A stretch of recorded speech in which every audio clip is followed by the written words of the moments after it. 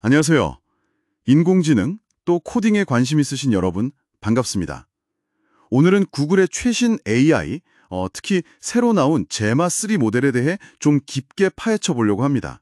구글 딥마인드 기술 보고서 같은 자료들 보면서 이게 왜 중요하고 또 우리한테 뭘 의미하는지 같이 한번 알아보시죠. 바로 시작할까요? 네, 오늘 저희가 볼 자료는 바로 그 구글 딥마인드가 직접 공개한 제마3 기술 보고서인데요. 이걸 통해서 제마3가 어떤 모델인지, 이전 버전하고는 뭐가 달라졌는지, 또 어떤 기술적 진보가 있는지 자세히 들여다보겠습니다. 좋습니다.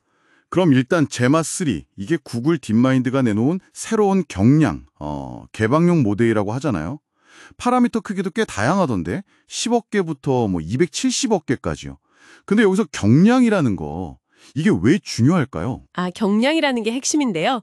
이게 스마트폰이나 노트북처럼 그러니까 우리가 쓰는 일반 기기 있잖아요. 거기서 바로 AI 모델을 돌릴 수 있다는 뜻이에요.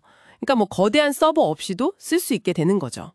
그리고 제마3는 이전 모델보다 몇 가지 중요한 능력이 새로 생기거나 더 좋아졌어요.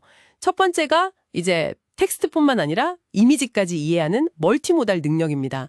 보고서에 나온 예시 보면 그 영수증 사진 보여주고 얼마냐, 팁 얼마냐 계산해달라고 하면 딱 해주거든요. 와, 사진 보고 계산까지요? 그건 진짜 실생활에서 유용하겠는데요? 또 다른 건 뭐가 있을까요? 네, 그리고 두 번째는 훨씬 긴 텍스트, 그러니까 최대 12만 8천 토큰까지 한 번에 처리하는 긴 컨텍스트 능력이 생겼어요. 여기서 토큰은 AI가 글을 이해하는 기본 단위 같은 건데 12만 8천이면 엄청 긴 보고서나 책 한 챕터 정도? 이것도 한 번에 이해시킬 수 있는 거죠. 그리고 다국어 능력도 좋아졌고요. 성능도 엄청나게 좋아졌다고 들었어요. 그 보고서에 비교 차트가 있던데 보니까 제마3가 이전 제마2보다 훨씬 뛰어나더라고요. 특히 그 40억 파라미터 모델이 이전 270억 모델이랑 비슷하다니, 그리고 새 270억 모델은 제미나이 1.5 프로랑 비교될 정도라고요? 와, 이건 기술 발전 속도가 무섭네요, 진짜. 네, 정말 그 부분이 인상적이죠. 이런 성능 향상의 핵심 비결 중 하나가 모델 구조, 그러니까 아키텍처를 좀 바꾼 데 있어요. 그 로컬 어텐션하고 글로벌 어텐션이라는 게 있는데 정보 처리 방식이거든요. 이것들 비율을 5대1로 조절했어요. 5대1이요? 그게 구체적으로 어떤 방식이죠? 비유하자면 이런 거죠.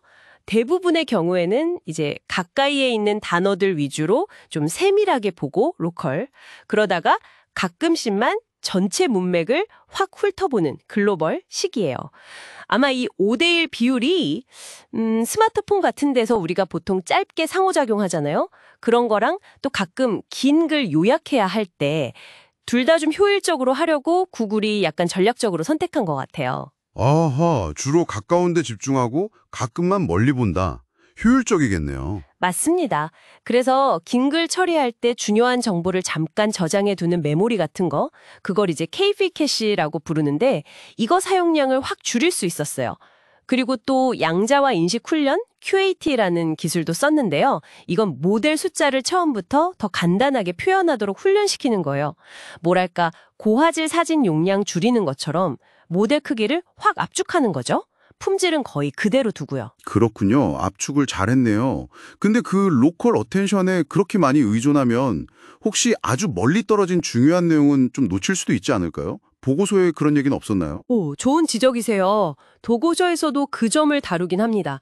이 5대1 비율이 다양한 작업에서 이제 성능이랑 효율성 사이에서 최적의 균형점을 찾은 결과다. 이런 식으로 설명해요. 물론 아주 긴 의존성이 중요한 특정 작업에서는 약간 한계가 있을 수도 있겠죠. 근데 전반적인 효율성이나 일반적인 사용 사례를 보면 이 구조가 더 유리하다. 이렇게 판단한 것 같습니다. 알겠습니다. 그리고 구글이 이걸 또 오픈소스로 공개했다는 점, 이것도 정말 중요하잖아요. 벌써 레딧 같은 데 보니까 더 똑똑해진 AI 비서 얘기 나오고 비오나 이매진 같은 창작 도구 발전 얘기도 있고요. 심지어 안드로이드 운영체제에 AI가 더 깊숙이 들어올 거다, 이런 기대도 많더라고요. 그리고 최근에 나온 아이언우드라는 새 TPU 칩, 이것도 이런 발전을 더 빠르게 할 거라는 말도 있고요. 이 모든 것들이 결국 우리한테 뭘 의미하는 걸까요? 네, 핵심은 그거죠. 구글이 점점 더 강력한 AI 기술을 더 작고 쓰기 쉬운 형태로 만들어서 문턱을 낮추고 있다는 거예요. 개발자든 일반 사용자든 이제 클라우드 없이 그냥 자기 기기에서 AI를 바로 쓸 수 있게 되는 거죠.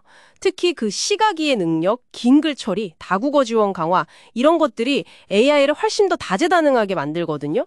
이건 앞으로 점점 더 개인화되고 사용자의 어떤 상황, 예를 들면 지금 뭘 보고 있는지, 무슨 대화를 하는지 이런 걸 실시간으로 파악하는 AI 도움이나 도구들이 나올 거라는 신호죠.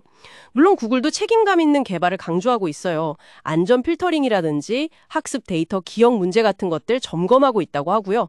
또 이렇게 강력한 모델이 오픈소스로 풀리면 폐쇄적인 상업 모델들이랑 경쟁 구도에도 좀 변화가 생길 수 있겠죠? 정리를 좀 해보면 구글 제마 3는 멀티모달이나 긴 컨텍스트 처리 같은 강력한 기능을 더 작고 효율적인 개방형 모델로 만들어서 AI 성능과 접근성, 이 두 마리 토끼를 다 잡았다 이렇게 볼 수 있겠네요. 네, 정확합니다. 마지막으로 청취자 여러분께 이런 질문 한번 던져보고 싶어요. 제마3처럼 이렇게 똑똑한 AI가 이제 클라우드가 아니라 바로 여러분 손안의 스마트폰이나 노트북에서 직접 돌아간다면 어떨 것 같으세요? AI가 여러분이 지금 보고 있는 이미지나 나누고 있는 긴 대화 내용을 바로 옆에서 실시간으로 이해하고 반응한다면 우리 일상에서 기술을 쓰는 방식이 어떻게 달라질까요? 이게 가져올 편리함이나 새로운 가능성도 있겠지만 혹시 우리가 좀 대비해야 할 점은 없을지 한번 각자 생각해 보시면 흥미로울 것 같습니다.